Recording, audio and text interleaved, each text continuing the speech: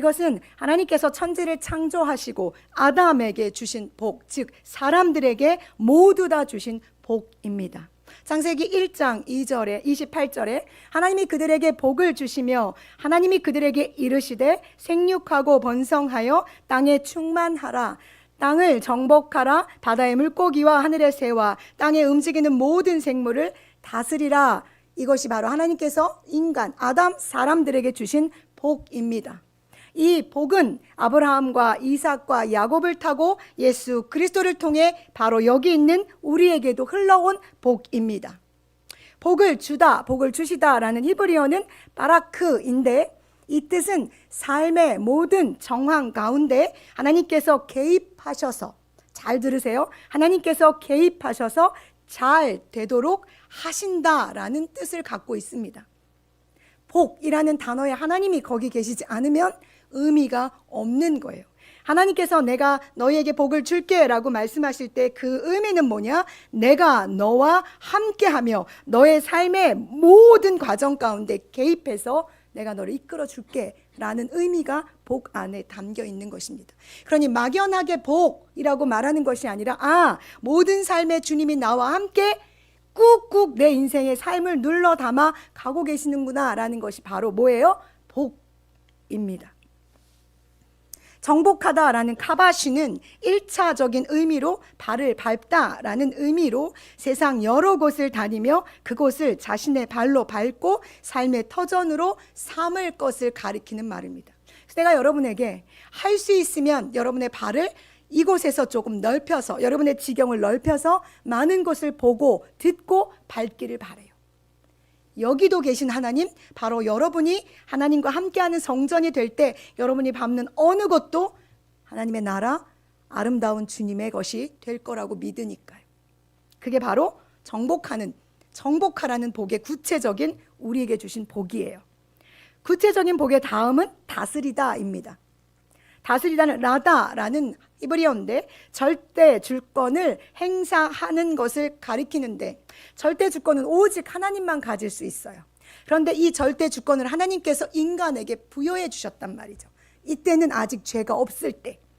그러나 우리에게 죄가 들어온 순간 우리는 절대 주권을 행사할 수 없게 됐어요. 그래서 정복하고 다스리고 그리고 생육하고 번성함에 있어 죄가 있기 전에는 하나님이 원하시는 완전한 모습으로 해낼 수 있었으나 죄가 들어와 틀어진 후부터는 우리의 정복은 전쟁이 되었고, 우리의 전쟁과 우리가 생육하고 번성하는 것은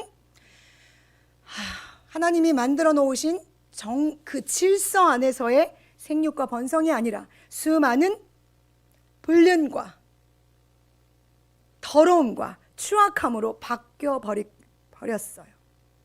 그래서 이 다스리고 생육하고 번성하는 것, 즉 생육하다는 것은 파라라는 뜻인데 결산하여 결신하다, 무성하다, 창대하다라고 번역돼요. 즉 기름진 땅에서 햇볕을 충분히 받아 잘 자란 과목에 열매가 주렁주렁 매달린 상태를 말해요. 우리에게 생육하라고 말씀하신 복의 구체적인 이 생육은 내가 살면서 열매를 맺어내는 걸 말해요.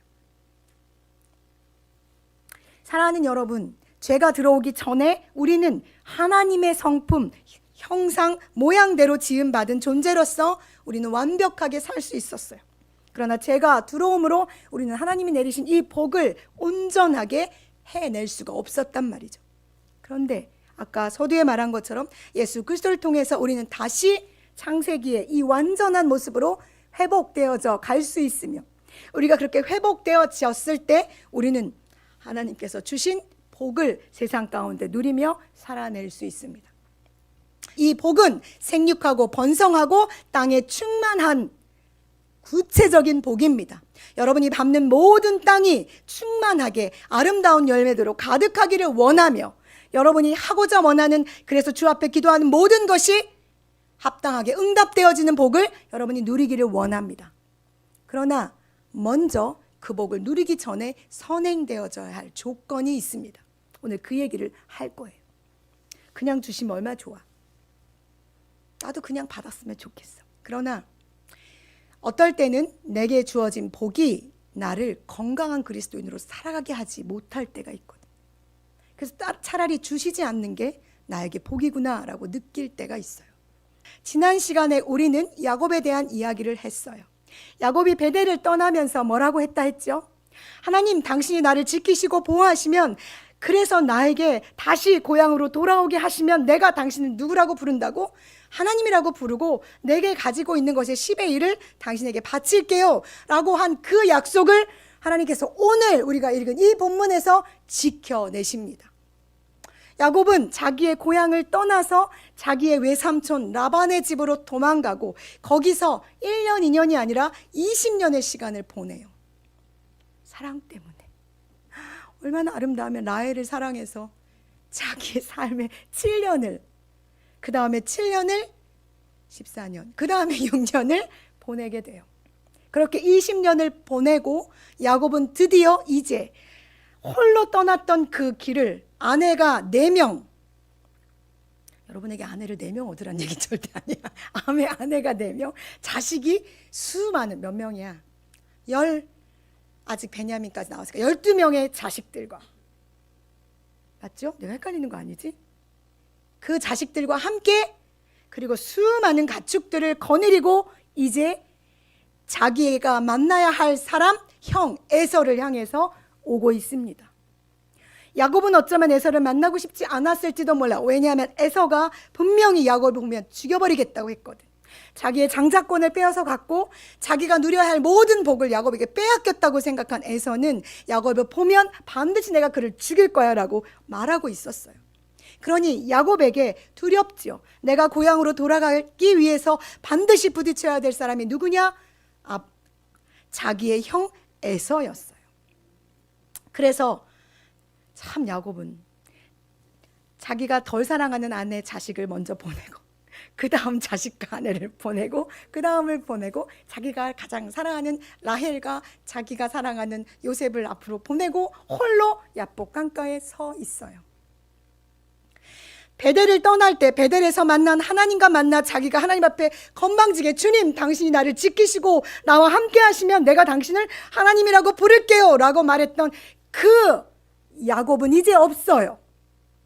하나님이 20년 동안 나를 지키셨고 보호하셨고 매 순간 나의 삶에 동행하셔서 베델에서 나와 약속하신 그 약속을 신실하게 지켜냈던 하나님 앞에 그는 홀로 다시 서요. 그리고 나서 그분과 씨름하지요. 형을 만나고 이 두려움과 이 공포 중에 내가 해결할 수 있는 문제는 예전엔 내가 홀로 생각해서 해결해낼 수 있다고 생각했지만 절대 이것은 더 이상 내가 할 수 있는 영역이 아니라고 그는 이제 믿은 거예요. 그래서 씨름하지요. 밤새 해요. 하나님, 나에게 복을 주세요. 나를 이 문제를 해결해 주세요. 이것을 주님께서 풀어주세요. 형의 마음을 풀어주세요 라고 그는 밤새 하나님과 씨름해요. 오직하면 이 씨름이 얼마나 힘이 들었던지 자기의 환도뼈가 부러질 정도로 그와 씨름해요. 그래서 얻어내지요. 여러분, 얻어냈어요. 이제 너는 야곱이 아니라 이스라엘이라는 이름으로 바뀌어요. 그래서 야곱은 이제 더 이상 혼자의 자기 삶을 사는 존재가 아니라 이스라엘이라는 이름의 창시자가 되는 거예요. 이스라엘 족속, 민족, 국가의 창시자로 그가 서게 되었어요. 사랑하는 여러분, 나는 여러분이 이렇게 하나님 앞에 씨름하는 장소 뿌니엘이 있기를 원해요. 야곱이 그곳의 이름을 뿌니엘이라고 지며, 엘은 하나님을 내가 보았는데도 내가 죽지 않았다라는 믿음의 고백이에요. 여러분이 지금 무엇을 꿈꾸고 무엇을 소원하며 어떻게 여러분의 인생을 걸어가야 할지에 대해서 지금 고민하고 있다면 바로 이때가 하나님과 씨름해야 할 때예요. 미루지 마세요. 내일 하지 뭐. 한 달 후에, 1년 후에, 아니요, 없을 수도 있어요. 오늘이 바로 이것이 여러분이 하나님과 만날 가장 중요한 장소가 될 수 있을 것이며, 여러분의 인생을 바꿀 수 있는, 여러분의 이름을 바꿔서 내가 내 개인의 삶을 살던 것이 아니라 하나님의 나라와 영광을 위해서 살 수 있는 중요한 터닝 포인트가 오늘이 될 수 있다는 걸 얘기하고 있는 거예요. 어디에서? 내가 무릎을 꿇고 하나님 앞에 기도하는 바로 그 자리에서요. 기도는 그래서 믿는 자들만 할 수 있는 강력한 세상에서 살아내는 무기예요. 그냥 서툴러도 괜찮아요. 어설퍼도 괜찮아요. 하나님 하고 부르고 아시죠? 라고 그런 마음으로 쏟아내도 괜찮아요. 다 아시니까요. 그럼에도 불구하고 하나님은 여러분의 입술을 열어서 나를 좀 도와주세요, 내 인생에 개입해 주세요, 이 문제를 주님 해결해 주세요 라고 기도하기를, 하나님 앞에 부르짖기를 원하신단 말이에요. 원하신단 말이에요. 그러니 여러분, 무릎을 꿇어야죠. 제발 무릎을 꿇어주세요. 하나님 앞에 내가 무릎을 꿇는다는 것은 내가 내 모든 주권을 주님께 올려드립니다, 내 인생의 주인이 당신이십니다 라는 철저한 순복이에요. 어떻게 살아가려고 그래요? 기도하지 않고 어떻게 살아요? 한순간 한 걸음 한 걸음을 여러분 어떻게 불안해서 걸을 수 있어요? 두려워요. 두려워요. 그 두려움과 불안함과 염려를 어떻게 다 어깨에 짊어지고 살아갈 수 있겠어요? 맡겨야지요. 여러분의 창조주가 되시며 여러분에게 복을 주시기를 지금도 기다리시는 그 하나님께 맡겨야지요. 작은 것부터 시작해서 큰 것까지 맡겨야 돼요. 나는 올해 영적인 부흥과 수적인 부흥을 주님께 달라고 기도하고 있어요. 간절히 해요. 목이 터져라 해요. 여러분 한 사람 한 사람에게 생명을 주시기를 정말 믿음으로 기도해요. 내가 이렇게 믿음으로 기도하는데 왜 여러분들은 자기 자신을 위해서 기도하지 않나요? 해야 돼요. 하셔야 돼요. 내가 내일 어떻게 살까요? 오늘 어떻게 걸어갈까요? 이 문제를 하나님 내가 어떻게 해결할까요? 물어야지요. 묻고 또 묻고 하나님의 허리채를 잡고 놓지 마세요. 놓지 마세요. 이때 한 가지 여러분에게 중요한 얘기를 하려고 해요. 기도는, 야곱은 하나님의 허리채를 붙잡고 씨름하듯이 주님 앞에 간절히 기도할 때 먼저는 이 모든 문제가 주 앞에서 해결되기를 위해서 기도했을 거예요. 자기 자신의 이익을 위한 기도죠. 에서가 죽었으면 좋겠어요 라는 고백을 했을 수도 있겠죠. 에서가, 나의 형 에서가 나를 만나러 오지도 않았으면 좋겠어요. 만나러 지금 오고 있는 중이거든. 그가 오다가 그 타고 오던 낙타가 발이 뽁 부러졌으면 좋겠어요 라는 기도를 했을지도 몰라요.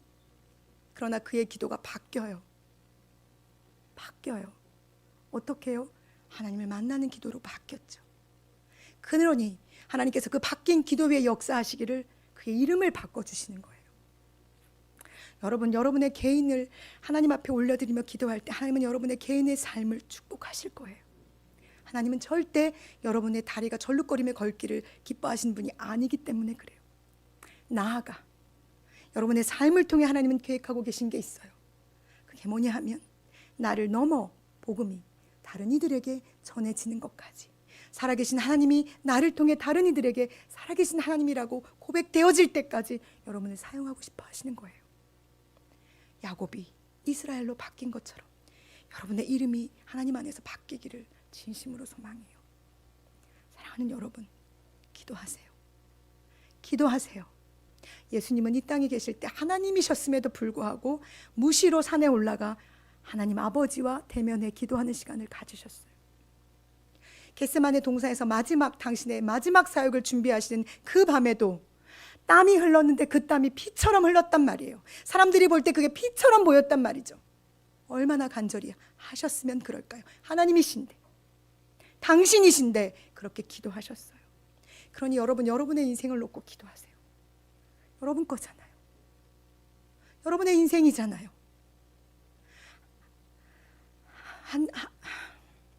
한 걸음 한 걸음 매일매일 작은 소리로 짧은 시간이라도 나를 도와주시기를 여러분이 기도하면 주님이 여러분의 기도 위에 놀라운 능력으로 함께 하실 거라고 내가 믿습니다.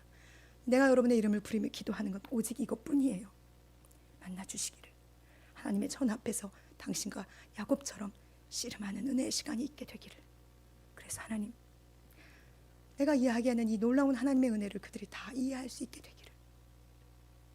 나는 올해 최고의 순종을 하나님께 하고 싶어요. 그래서 나의 첫 번째 기도는 순종이에요. 말할 수 없지만 나는 지금까지 한 번도 기도해보지 않은, 하나님께서 나에게 입을 열어 기도하지 않았던 걸 기도하게 시키셨어요. 하고 있어요. 하다 말다 해. 두렵거든. 하겠다고 말했다가 그 다음 날은 못할 것 같아요. 다음 날은 좀 해볼까요? 하다가 그 다음 날 안 될 것 같아요. 이렇게 나도 그래. 쉽지 않아요. 그러나 하려고 애쓰는 그걸 하나님이 먼저 보세요. 하려고 하는 그 마음을 먼저 보신다고요. 그러니 사랑하는 여러분, 해주세요. 약속해줘요. 합시다. 하나님 앞에 나아가 여러분의 입을 열어 기도합시다. 그리고 우리 연말에 하나님께서 내가 이렇게 기도했더니 이렇게 응답하셨어요 라는 기도 제목 우리 함께 나눕시다. 놀라운 일을 주님이 여러분과 나를 통해 하실 거라고 믿습니다. 기도하겠습니다. 의인은 오직 믿음으로만 삽니다. 의인은 오직 믿음으로만 삽니다. 믿음으로 사는 자는 기도하는 자입니다. 내가 지금 이 순간 당장 이게 어떻게 될 수 있겠어? 이게 당연히 되겠어? 라는 의심이 내 안에 들지만 내가 믿음으로 누구를 보면 바로 살아계신 하나님을 보면 하나님께서 그 일을 지금 내가 입을 열어 기도하는 순간 시작하신다는 것을 내가 믿기에 하나님 우리 사랑하는 청년들이 오늘 이 자리에 예배하는 모든 이들이 이 믿음으로 살아내기를 간절히 소망합니다. 이들의 무릎이 주 앞에 꿇어지게 하시고 하나님 입을 열어 하나님 나를 도와주세요라고 기도할 수 있도록 그 놀라운 기도의 무기와 능력을 내 이름으로 무엇이든지 구하면 내가 이루리라 하신 예수 그리스도의 그 약속을 붙잡고 기도하는 사랑하는 청년들이 될 수 있도록 도와주시옵소서. 하나님 도와주십시오. 이들이 기도할 수 있도록 아버지 앞에 나올 수 있도록 성령님 말할 수 없는 탄식으로 이들을 충동질해 주십시오. 그래서 살아계신 하나님과 야곱과 같이 진땀을 흘리며 씨름하는 그 은혜의 시간이 그 분이엘의 장소가 이들에게도 있게 되기를 간절히 소망합니다. 예수님의 이름으로 기도합니다. 아멘. 좋으신 하나님 우리 찬양하겠습니다. 이 찬양을 부르시면서 제가 하는 기도 방법 중에 하나는 찬양을 부르면서 머릿속으로 제 기도를 그림 그려요. 예를 들어서 내가 남편을 위해서 신랑을 위해서 기도할 때 내 머리는 끊임없이 신랑의 모습을 상상하면서 그렸어. 좀 다른 모습이긴 했지만 그래도 어쨌든 비스무리끼리한 사람이 오긴 했어. 기도는 이미지네이션 하면서 해도 돼요. 내가 예를 들어서 어느 학교를 가고 싶어? 그럼 내가 그 학교를 거니는 걸 꿈꾸면서 기도하세요. 신랑을 위해 기도할 때 꿈꾸면서 기도하라니까요. 여러분의 기도에 하나님께서 놀라운 응답으로 함께 하실 것을 믿습니다.